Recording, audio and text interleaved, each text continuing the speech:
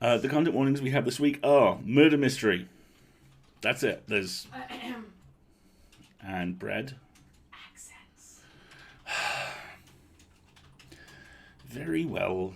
Content warning accents as well. All right then. And gluten. Literal content warning is gluten, just all the way down. Right.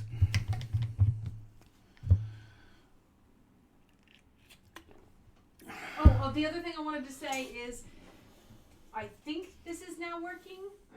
It says I can't share in my own channel. Oh wait, I'm on the wrong thing. Okay, we have the hydrate thingy now. What? Yes.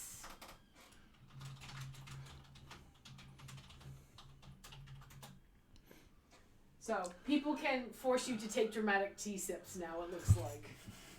Hydrate, don't hydrate. Yes, that's literally what it says. It says hydrate, don't hydrate. Nice. Right. With all that in mind, let's begin.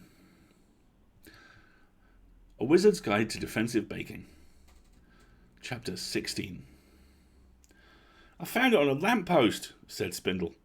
He stuck his hands in his pockets and stared down at the bread circus. It was a cheap, flimsy sheet, the sort they print broadsides on. Someone had done a woodcut of me. Not a great one, either, but enough like me to be recognisable. What's it say? Spindle wanted to know. I looked up at him, startled, and he flushed. Not like I can read. I mean, I know that word is wanted, but the rest is gibberish. Wanted for questioning, I said numbly, for murder and suspicion of treason. Treason? Treason? I'm a baker! Well, the one doesn't let out the other, Spindle said reasonably. I balled the poster up in my fist. I wanted to cry. Oh, gods, what if Aunt Tabitha had seen it? How many of these are there? I asked. A bunch, said Spindle, scuffing the floor with one foot. You must have really made somebody mad. I sat down. My stomach hurt in a way that had nothing to do with all the onions I'd been eating. If there were a bunch of wanted posters, everybody must have seen them. All the people who came to the bakery would think I was a traitor and a murderer, and some of them wouldn't believe it, but some of them would. Miss McGrammer probably would. Heck, she'd probably be thrilled to know she was right. And she said something about broadsheets the last time she came in. You people, she'd said. I should have put bugs in your scones, I muttered, staring down at the poster. She must have seen them. Aunt Tabitha must have seen the posters. They probably would have put them up all over my neighbourhood, and that meant that Aunt Tabitha might have to look at them every day. I must have said something out loud, because Spindle put out a hand and patted me awkwardly on the shoulder. It's not as bad as that, he said. They got guards on the street, but they ain't done nothing to hurt your kin. How can it not be as bad as that? I cried, wadding the wanted poster up in my hands. I'm a wanted criminal! Yeah, but at least she knows if they've got the posters up, they haven't got you, said Spindle. Means you're alive, too. I ain't going to put up posters if they've killed you. The knot in my stomach loosened a little. Yeah, I said. Yeah, you're right. They wouldn't have put up posters if the Spring Green Man had killed me, or if I was in the dungeons somewhere. If that was the case, they'd want me to just stop existing. I wondered why they wanted to get hold of me so badly. What did Oberon think I knew? What did I know? I racked my brain. I didn't know anything. If anything, I knew a lot less than the other magicers in town. They'd all been smart enough to leave town for a start. No, surely there was nothing I knew, nothing, that Oberon would want hushed up.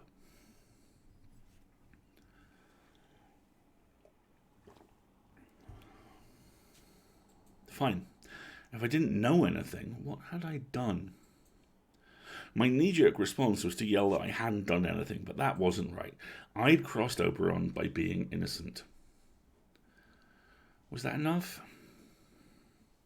Hell, he must have known I was innocent. If he was working with the Spring Green Man, he knew perfectly well that I hadn't killed Tibby. Was he really so petty that one insignificant bakery girl not allowing herself to be framed for murder was enough to hunt her to the ends of the earth? The Spring Green Man had said something about being moved up the list. Maybe Oberon was that petty, or... What if Bob had killed the Spring Green Man? Oberon would come after me for that. There'd been some others too, said Spindle, pulling more broadsheets out of his coat. They had a curve where they'd moulded against his body. Wasn't sure if one of them might be about you, so I brought them all. I smoothed the papers out on the floor and began to read. Well, this one says there's a curfew, I said. Nobody on the streets between midnight and 5 in the morning unless they've got necessary business. I frowned. Even if I hadn't been a criminal, a curfew would have bothered me. I had to walk between my room and the bakery every morning, usually earlier than 5. Would the constables consider making bread necessary business? Well, of course they would. What are they, monsters? Anyway, back to the story.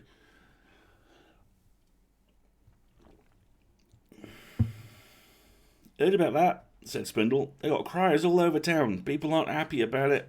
I bet. There were lots of jobs that happened between midnight and 5. Lots of them. The night soil men came through, and the lamplighters. Those would probably be considered necessary business, but what about folks who stayed out late? Widow Holloway, one of my favourite regulars, couldn't sleep the night through since her husband died 11 years ago, so she usually went out walking in the middle of the night when she woke up. I met her sometimes on the way to the bakery. Doesn't matter that I can't sleep, Mona, she used to say in her piping little voice. When you're as old as I am, you don't feel like wasting time sleeping anyway. Maybe that was true, but what would she do if the constables told her she couldn't go for a walk? My eye travelled down the broadsheet. At the bottom, in smaller letters, it said, By order of Inquisitor Oberon. You got a funny look, said Spindle. I said hollowly, pushing the broadsheet away. What's this one? Spindle asked, pointing to another sheet. It's a couple of days old, but people acted really weird when that one went up. Weird how? I lifted the sheet and had a woodcut of a soldier's helmet on top. Spindle scratched behind an ear thoughtfully. Well, some of them got really mad, and some of them seemed kind of happy. In a mad kind of way. And Slug said that he'd always known it, and One-Eyed Benji said that Slug was an idiot. Nobody believed that was true. And Slug said if it wasn't true, why was it on a paper then? He grimaced. The stupid thing is, neither of them could read a bloody word, so neither of them knew what they was talking about. Not really. Despite the fascinating saga of Slug and One-Eyed Benji, I turned my attention back to the broadsheet. Be a patriot. Our courageous soldiers have marched out against the enemy, but there's a battle to be fought at home too. Spies are everywhere. Do you know your neighbour? Could they be a spy? Or a wizard traitor? Report suspicious activity to your constables at once. Reward offered for information leading to the arrest of spies, wizard traitors, and those giving comfort to the enemy. Good heavens! What was it say? I read the broadsheet to Spindle, who listened with his mouth open. That'll set the cat among the pigeons, he said when I was done reading. Everybody will be claiming their neighbours giving comfort to the enemy. Who do you figure the enemy is? Whoever this army went out to fight, I said. Karak's mercenaries, I should think. They're weird people from up north who are always trying to take over a city. Spindle whistled. How are you going to comfort them?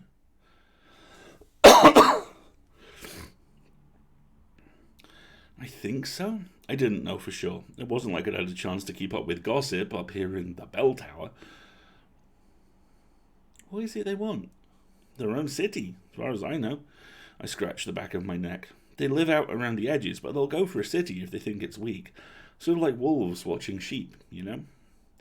I've never seen a wolf, said Spindle pragmatically. And our city's a lot better than any smelly old sheep. Metaphor was not Spindle's strong suit. What do they need spies for, anyway? They just come up and attack a city, don't they? You don't need spies for that. I propped my chin on one hand and watched the bread-crust elephant go through its paces. Walked in a circle, waved its trunk, sat up on its hind legs, walked in a circle again. The bread crust still didn't show much initiative. I knew I was only 14. I knew I didn't know that much about politics, but Spindle's question seemed like a really good one. Carrick spies? In the city? Why? Carracks are really pretty straightforward. They raid your farm so you don't have anything to eat, and then they try to take over your town. If they succeed, everybody dies, and the Carracks hang out there for a while and eat all the food and take all the money. Then they go to another town. They've managed to do this to a couple of smaller towns over the years, but never to a real city with an army. They do keep trying, though. It is horrible. It's not complicated. It doesn't seem like it would require spies. Plus, Carracks hated magic. It didn't make any sense that they'd hire magicians to spy for them. The whole idea of wizard traitors helping the Carracks was ridiculous, but here it was, on a broadsheet, with the Inquisitor's name on it. I wonder if Lord Ethan knows about this. In the last war, where the Golden General got his reputation, I couldn't remember papers like this. Of course, I'd been much younger, but surely I'd remember a thing like that. And damn it, Riverbraid was always good to magicers. It didn't make sense. I get it. So that's why Slug was happy, said Spindle thoughtfully. Always did hate magicers. Never wanted Tibby in on a job, or Willy the Thumbs either. He's all mean and happy now that the magicers are gone. Gone? I asked absently.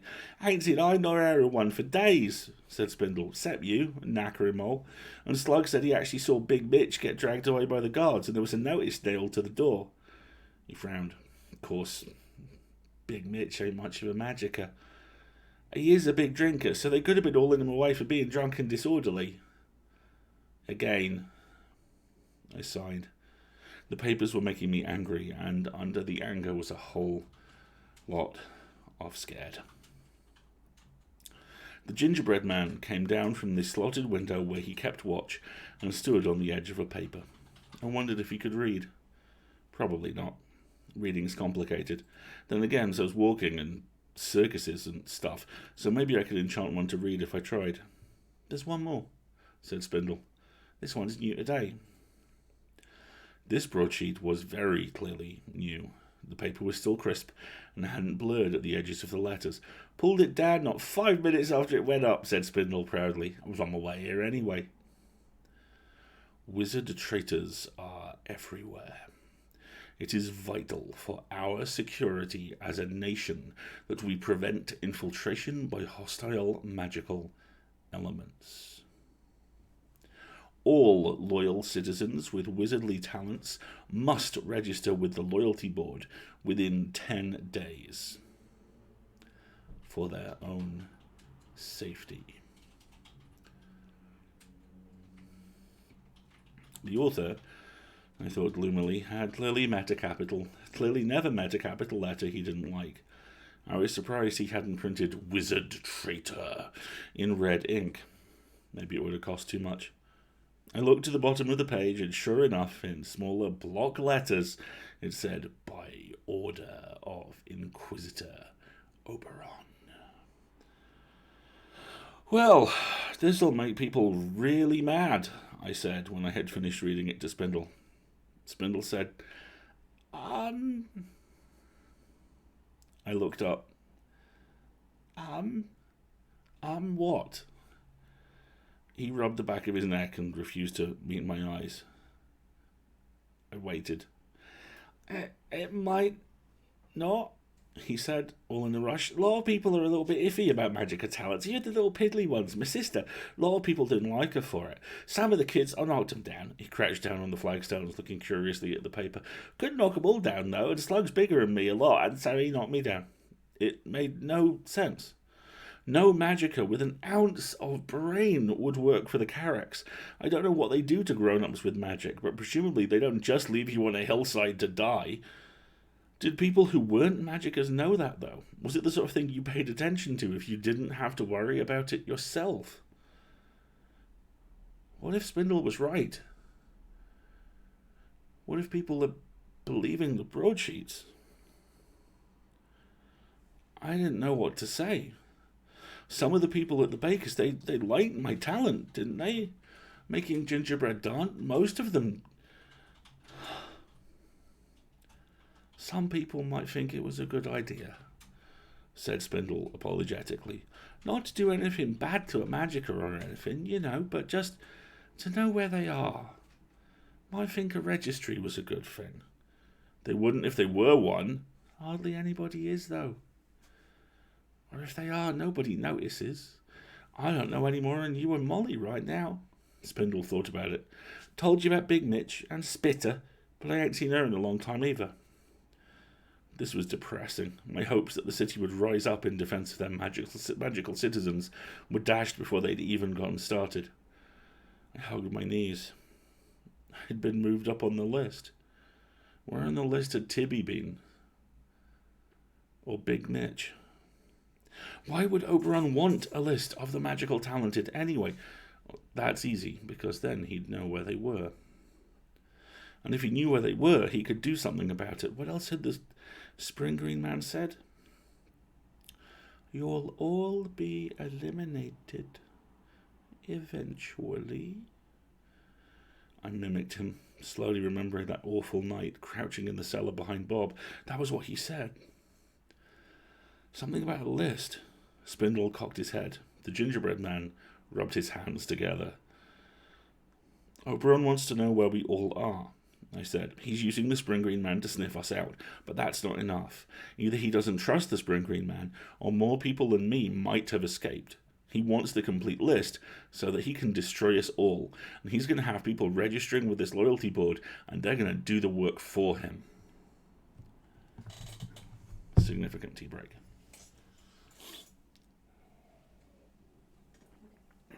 I love how the Gingerbread Man's posture is used as like almost a dramatic chorus. I love that the Gingerbread Man rubbing his hands is like, oh, it's getting real, folks.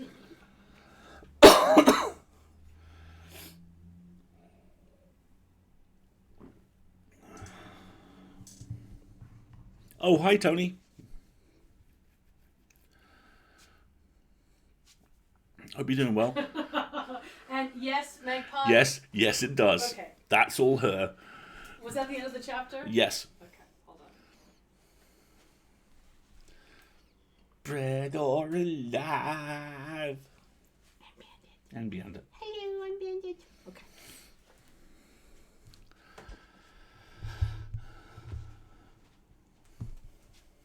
Chapter 17. The night I spent in the bell tower after Spindle brought the broadsheets was one of the most restless I've ever had. Not the worst. It would be hard to top having the Spring Green Man trying to kill me in the cellar. But it was the most restless. I tossed. I turned. I tried to get comfortable, and that is not easy on a pile of straw. If you have any notions that straw makes a good bed, just abandon them now, okay? Straw is itchy. Straw pokes you. It is softer to sleep on than dirt or flagstones, sure. But the individual straws, not soft at all. They stab you through your clothes, and when you wriggle to move one out of the way, 5 more get in position to poke you. Still, the straw was the least of my worries. Sure, I was tired. You wouldn't think you could get tired cooped up in a bell tower all day. But you can, particularly when you do 11 push-ups and run laps around the room for half an hour. They were good push-ups too. On my toes, not on my knees. My forearms were really strong from smacking all that dough around, as I've said. But my biceps, no slouches either. The posters were still there. I shoved them to the far side of the room because, honestly, they seemed to breathe malice into the air. I turned them over so they were face down, otherwise I felt like the words were staring at me. I know that sounds stupid. I know that's how I felt. The Gingerbread Man was standing sentry in the window again, and I watched his small, brave shadow travel across the floor as the night progressed, but I couldn't sleep. My thoughts ran over and under each other, stretching and churning, as if my brain were trying to pull taffy. I swear to myself that there was nothing I could do, that I was going to stop thinking and go to sleep now, and then 10 minutes later my brain would be going again, jitter-flop, like a 3-legged frog on a griddle. Oberon was planning to get rid of every magically talented person in the city. He'd already gotten a bunch of us, and a bunch more had just left. Spindle's friends, his sister. I didn't really believe that little Sydney had run away to sea anymore. Lena at the market had said that everybody should get out, and like an idiot, I hadn't listened. How many were gone? Just gone. Maybe that was the wrong question. Maybe I should be asking, how many of us were left? Great. Jitter-flop, jitter-flop, went my brain, stuttering around, trying to find solutions to problems that were so much bigger than me it was laughable. What could I do? Well, not getting killed by the Spring Green Man was probably a very good start. Great. Then what? Stay up in the bell tower for the rest of my life, living on Spindle's charity and the Dower brothers below, until the Spring Green Man came sniffing up the ladder after me? No, not an option. Leave the city? I rolled over in the straw, which fired a new volley of stickers into my arms and legs. I could leave, I guess. Maybe that was the sensible, sane thing to do. I could go to another city, get apprenticed to a baker somewhere. I wasn't bragging to say most would probably want me. Oh, but that would be hard. I try not to think about my parents too much. They had died an awfully long time ago. But I still remembered how my mum smelled, and the way my dad chuckled, this furry sort of chuckle down deep in his chest. Losing them had been the worst thing ever. If I had to lose Aunt Tabitha and my uncle and the bakery, I might find another bakery. I might even love another bakery. But it wouldn't be mine in the same way. And that was assuming I got anywhere. The roads between city-states were well-travelled and I wouldn't be eaten by bears, but being a 14-year-old girl on the road alone meant there were worse things than bears out there. And we were sort of cordially at war with a couple of other city-states, and what if I got all the way to one of them and they turned me away because I'd come from Riverbraid? And the army was supposed to be out dealing with the Carrick's mercenaries, which raided all the city-states with a kind of even-handed brigandry, but suppose the army didn't catch them all and I stumbled into a Carrick's camp. They ate people! Possibly. It would be ignominious to escape the Spring Green Man, only to get eaten by a Carrick's. I'd almost rather get eaten by bears. At least that was sort of normal behaviour for bears. And there was still the problem of being a magicka. If I got to a city, I still might have to leave again or live in a wizard's quarter, or get registered by the government as a known magicka. That was what I was trying to avoid. It seemed like once you agreed that the government could put you on a list because of something you were born with, you were asking for trouble, because sooner or later, somebody like Oberon would get a hold of that list. Jitter-flop. Jitter-flop. So I couldn't leave, and I couldn't hide forever. What did that leave? Stopping Oberon and the Spring Green Man, which I certainly couldn't do by myself. Well then, who could? I gave up on any effort at sleep and sat up, pulling my knees against my chest and picking malicious straw out of my pants. I felt so jittery that I wanted to get up and run or go down and do something. The Gingerbread Man hopped down from the window and poked his head down the hole where the ladder came from. A moment later, he came back up and waved at me. I set a foot on the ladder and went cautiously down. The door at the foot of the tower was closed, but the hinges were very well oiled. I slipped into the church, moonlight seeping through the cracks in the boarded windows. I heard a crier off in the distance. 1 o'clock and all's well. Well. Well. Maybe for him. Restless, my child? Asked a voice. I whirled around with a yelp. It was the old priest. He was sitting in the second row of pews, so small and silent I had taken him for a pile of coats. He looked to be about 1,000 years old, give or take a few hundred.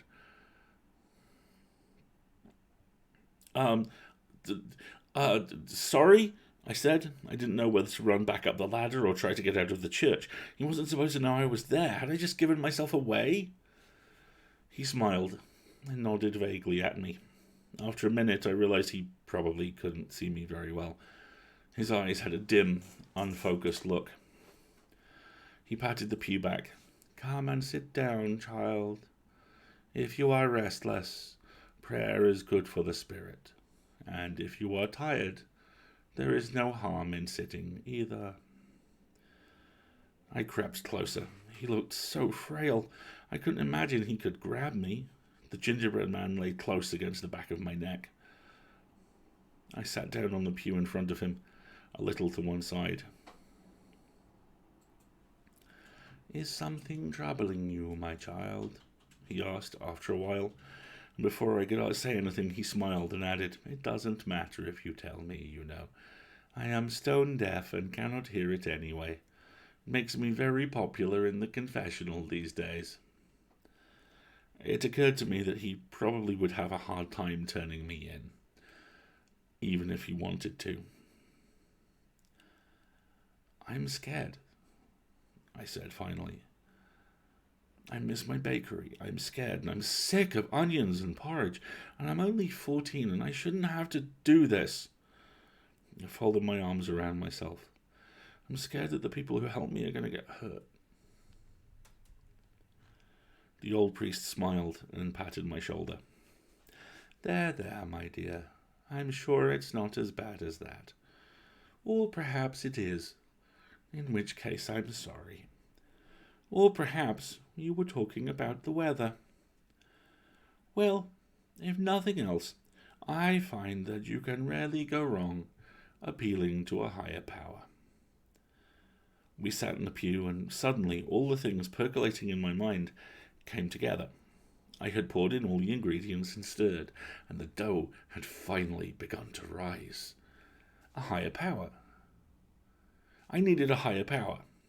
Not a spiritual one, but one right here in the city. The Duchess! I said out loud. The gingerbread man moved restlessly against my neck. Somehow I would have to get word to the Duchess. She'd give me a fair hearing, I was sure of it. She'd intervened on my behalf before. She didn't seem warm, but she also didn't seem cruel, and she had wizards, real wizards, not just piddly little magicers like me, wizards who could do things, powerful things, and stop Oberon in his tracks.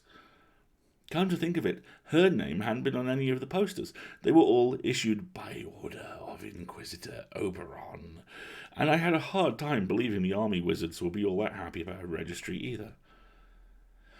Did the Duchess even know about the posters? Nobody ever saw her outside the palace except for during parades. There hadn't been a parade for a long time, and the Golden General was gone. I was broken from my thoughts by a faint noise behind me. When I turned, the old priest was asleep, with his head tilted back against the pew.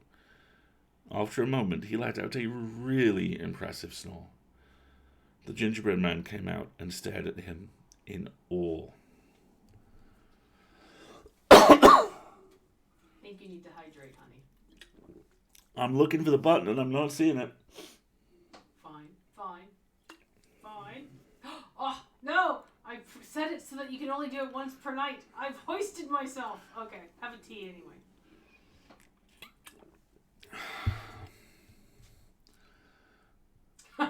Well done. I got up and crept back to the tower. My mind was a whirl. Could Inquisitor Oberon be doing all this without the Duchess's knowledge? Why would he keep her in the dark? Could he be plotting against her as well as the Magickas? Why did he even want the Magickas dead? He couldn't just hate all magic like some people, could he? Otherwise, would he really use the Spring Green Man, a Magicka himself, to hunt them down? Could this be part of some larger plot? Even if the Duchess did know about the posters, even if she somehow believed all this stuff about wizard traitors, someone had to tell her that Inquisitor Oberon was using the Spring Green Man to kill Magickas. So that was easy. I just had to get a chance to talk to the Duchess with the understanding that all of her guards and ministers and functionaries would arrest me on sight and hand me over to my worst enemies. Piece of cake. You want to break in where? Said Spundle. Spindle's brother. He's introduced later. He's cool. Said Spindle, staring at me like I had suddenly grown antlers. The Duchess's palace. No. The Duchess's bedroom. The palace is too big. It has to be someplace where she won't have a lot of people around her. The Duchess's bedroom, said Spindle, staring at me like I had suddenly grown purple antlers garlanded with daisies and marmalade kittens. It's the only way. You're out of your mind. You're mad as a mudlark. You're completely bonkers. Spindle looked wildly around the tower room until his eyes fell on the Gingerbread Man. You! Tell her! The Gingerbread Man shrugged. He was displaying a lot of independent thought these days, but he still couldn't talk, which was good. There would have been something really unsettling about a talking Gingerbread Man. I want him to be played by Vin Diesel so badly. I am Groot. Right? You'll get killed. How is that different from anything else? I'm stuck in this stupid tower until either they catch me or you get caught for something and stop bringing me my food and I die of a porridge overdose. At least if I try to warn the Duchess, I'm doing something. The nice thing about Spindle is that he didn't tell me to be patient. A grown-up would have told me to be patient. It would all work out. Spindle didn't bother, which was good because I was done being patient. Instead, he stomped over to the slit of a window and glared over the rooftops. I let him alone and settled for braiding a couple of stalks of straw together. Finally, Spindle said, getting into the palace shouldn't be too hard. They've got a lot of people going in and out, and that always makes it easy. But once we're in trouble. You got filched uniforms and stuff, where everybody stops you to ask who you are and why you're there. There's no uniform in the world that'll get you into the Duchess's bedroom with her. Don't you think like a maid? Or maybe? Spindle gave me a withering look. You don't know much about servants, do you? Oh, and you do? Sure. Yeah, pickpockets. You got to know your mark. If you're going to break into a big house, you actually want the eye-up servants' rooms. They got jewellery and stuff, things that are worth money, but not so much that you can't sell it. You can't sell something that's worth too much money. This sounded bizarre to me. I mean, breaking into somebody's house to steal their stuff sounded kind of bizarre already. I was pretty sure my nerves would give out before I was even in a window. Meanwhile, Spindle was still looking at me like I was an idiot. Mind you, he did this so often that I was starting to wonder if he just had an eyelid tick or something. Surely I couldn't be that dense. Steal a great lady's jewels and ain't nobody gonna fence it. You know, sell the stolen stuff for you. He said, it's more trouble to you than it's worth because nobody can move it. It's too good, you know? No back alley pawn shop would have stuff like that, so it has to be stolen and the constables will get awfully interested and nobody's going to buy it because they don't have the money anyway. Stealing jewels like that is high-level stuff. I propped my chin on my hand. So what? You're telling me I'm not noble-looking enough to be a maid to the Duchess? No, said Spindle. So what would you do? I asked testily. Tact in Spindle's world was apparently something that happened to other people. I've got to think about it, said Spindle. I've got to go look at the palace. This is crazy. I told you this is crazy, right? Which is how we, 5 nights later, wound up climbing out of the Duchess's toilet. Water break.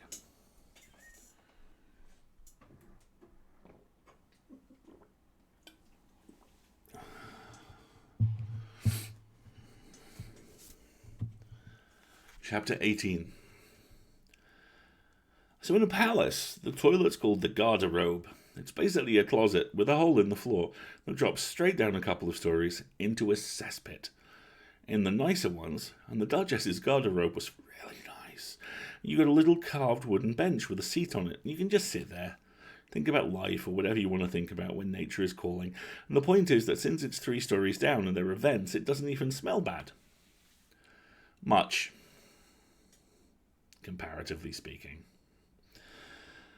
Regular people have to use chamber pots, but if you're rich or noble and you've got a castle with a spare closet and a straight shot to the ground, you get a garderobe. There's a guy whose job it is to shovel the cesspit out once a week. It's under a locked grate in a little stone hut with locked doors. Who knew you had to keep that under lock and key? I mean, nobody's going to steal it. Right? As far as I could tell, Spindle broke into the palace disguised as an ash sweeper, then followed this guy around for 2 days until he got a chance to filch the keys. And then he made a wax imprint in a bit of old candle and returned the key before the cesspit cleaner even noticed. I was really impressed by this, and I told him so.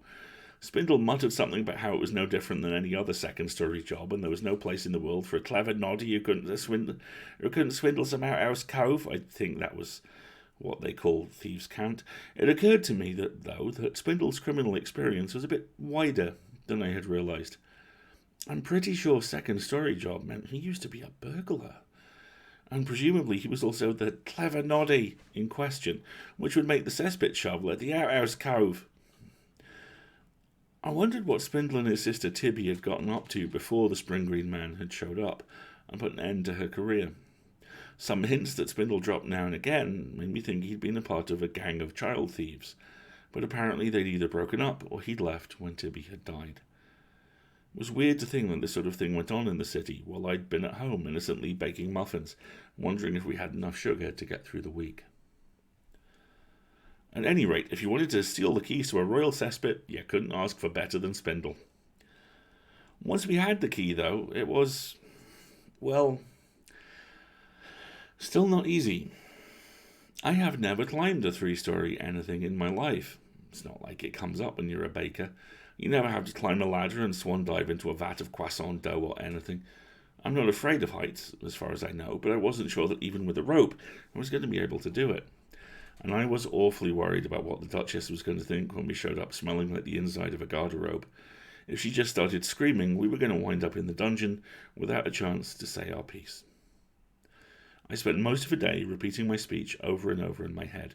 Your Grace, I've come to warn you of a plot against magicers and perhaps against you. Your Grace, Inquisitor Oberon, is plotting against them, and I'm sorry, this is the only way I could get close enough to warn you. Your Grace, have you ever heard of the Spring Green Man? Oh, this was madness. I was going to show up dripping sewage on the Duchess's rug. She was going to have me thrown in the dungeon, and no one was going to listen to me, and magic folk were still going to die. The bit about Inquisitor Oberon plotting against her might not even be true. I didn't have any proof anyway.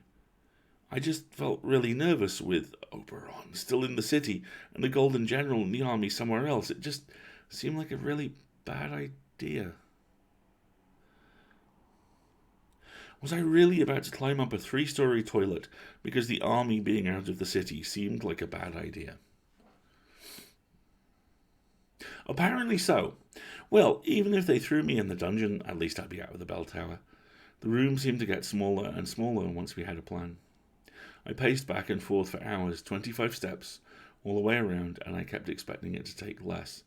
24, 23. It felt like the walls were closing in on me.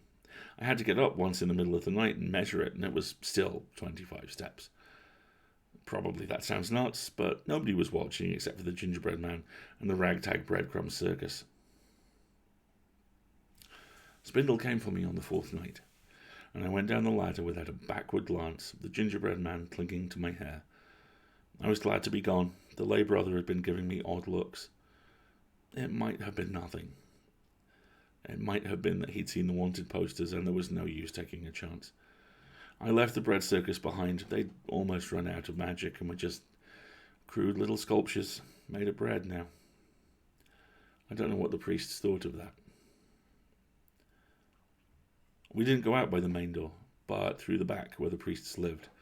I paused in the kitchen to tap each of the hard black loaves waiting on the counter. You're good bread, I told them.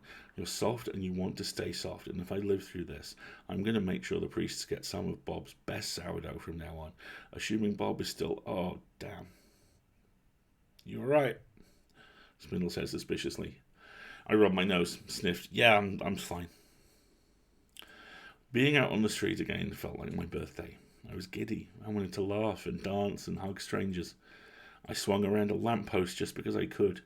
Spindle had to thump my shoulder and hiss, "Settle down, people are looking," before I stopped giggling.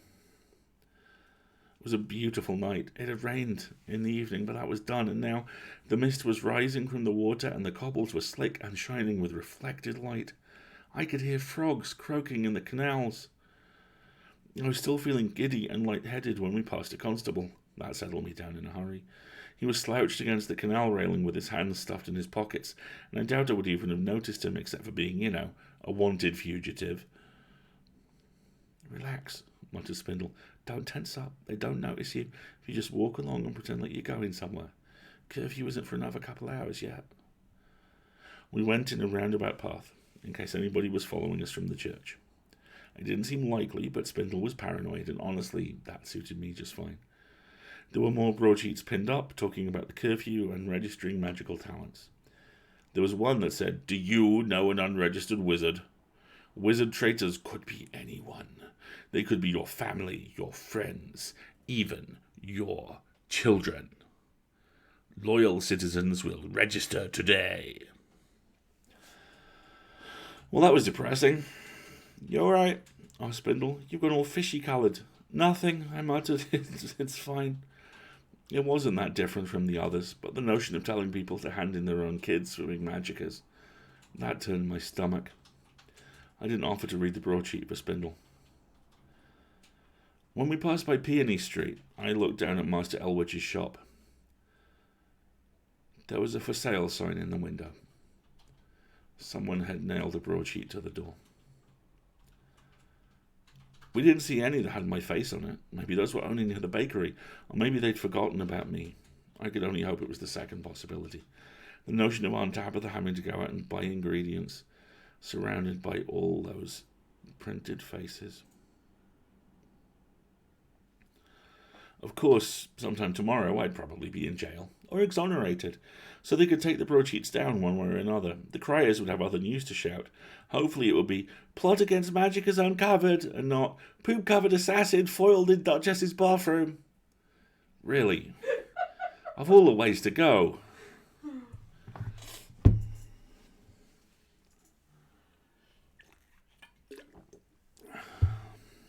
Chapter 19. All we had to do was get into the palace, make our way past the guards to the curtain wall, which was a kind of wall sandwich between the palace and the outer walls, where they store all the stuff you don't want to keep right inside the palace, like stables and cesspits. Then we'd wait until nightfall, sneak into the cesspit hut, climb up the inside of the garderobe wall, which was 3 stories high and covered in nastiness, and also, according to Spindle, it had metal spikes. "Spikes?" I said faintly. "Oh, they're nothing," Spindle said, waving a hand. "You can squish right by 'em. They're kind of handy, honestly, because we'll tie a rope to 'em so you can climb easier." I did not feel convinced.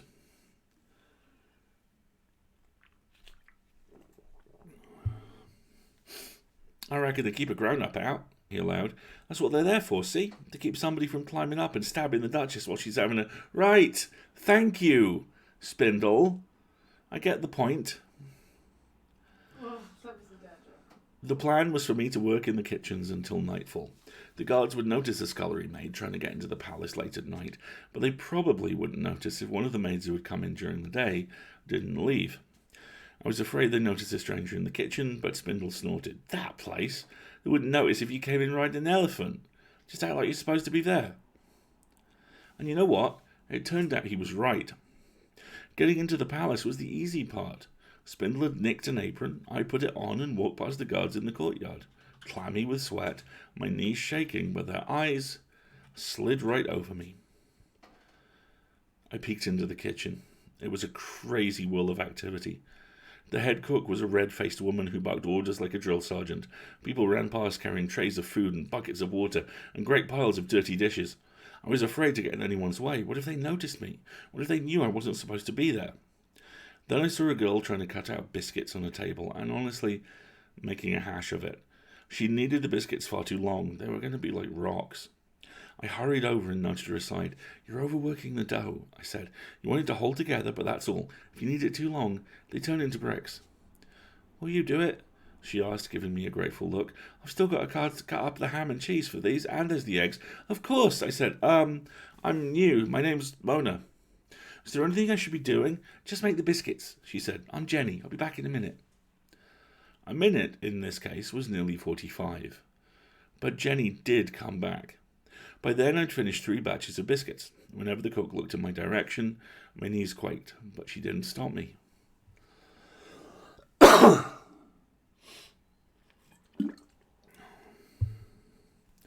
used a little magic to save the first set of biscuits. You're fluffy, I told them. You're very fluffy and soft. You're like little fluffy lambs, only without the poop stuck to your tail, because that's gross. They agreed to be fluffy. Biscuits are really accommodating that way. Now, probably this was a waste of time, since I had much bigger worries than fluffy biscuits. But hey, once a baker, always a baker. If I was going to get thrown in the dungeon, at least I was going to leave a trail of quality pastries behind me. You did it, said Jenny. She was about my age, with thin little bird bone wrists. Cor, I hate doing those. My arms get so tired. How are you at kneading bread? What I don't know about kneading bread, I said with great honesty, is not worth knowing. It was 5 hours before I managed to slip out of the kitchen. It had gone from bread to chopping vegetables, and then Jenny left for the evening, and since I kept explaining that I was new, the other girls stuck me in the scullery, and that meant I had to wash dishes. A lot of dishes. And magic couldn't help me with that. There were 4 other girls working in there, and they gave me the worst ones. I didn't really mind. It's never fun to wash dishes, but it is kind of satisfying to get a really bad one clean. Some of them needed to soak with lye. There was no getting around it. I finally excused myself to go to the bathroom and ran into Spindle on the way to the privies. Where have you been? He hissed. He was wearing the ash sweeper rags and nearly vanished in the shadows around the low wooden buildings. I've been waiting for hours. I was doing dishes, I said.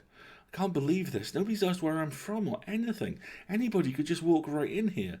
That's because most assassins don't waste time doing dishes, said Spindle. They're looking for scary people, not girls in aprons.